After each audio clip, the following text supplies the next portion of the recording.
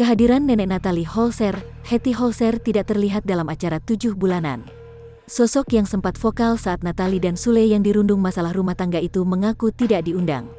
Di balik masalah tidak diundang, Oma Hetty mengaku sudah tidak menjalin komunikasi dengan cucunya itu. Meski begitu, Oma Hetty tidak masalah tidak diundang. Kalau saya jujur tidak ada komunikasi tapi bukan masalah. Prinsip hidup saya sukacita saja, kata Hetty Holzer, dikutip dari KH Infotainment, Sabtu, tanggal 16 Oktober tahun 2021. Tidak mendapat undangan, Oma Hetty mengaku memilih menyibukkan diri. Walaupun tidak melihat secara langsung, video acara 7 bulanan tetap dikirimkan kepada Oma Hetty.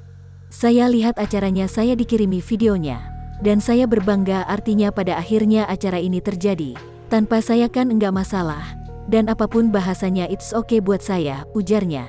Oma Hetty tetap mendoakan Natalie Holzer meski komunikasi mereka sudah tidak terjalin baik. Ya berarti kan 2 bulan lagi lah ya kan? Saya selalu berdoa yang terbaik. Jadi detik-detik proses melahirkan berjalan dengan lancar. Tidak sedih diundang, enggak ada, buat saya biasa-biasa saja. Apapun Seita kemarin cerita-cerita yang di YouTube sudah berjalan waktunya. Enggak masalah. Natalie Holzer dan Sule sukses menggelar acara 7 bulanan kehamilan di kediaman mereka, Bekasi, Jawa Barat, Jumat tanggal 15 Oktober tahun 2021 sore.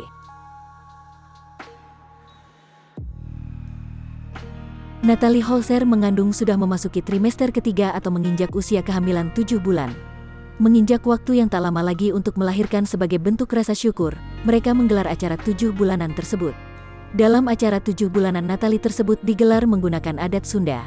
Sule dan keluarga besarnya mengenakan pakaian serasi berwarna hijau toska.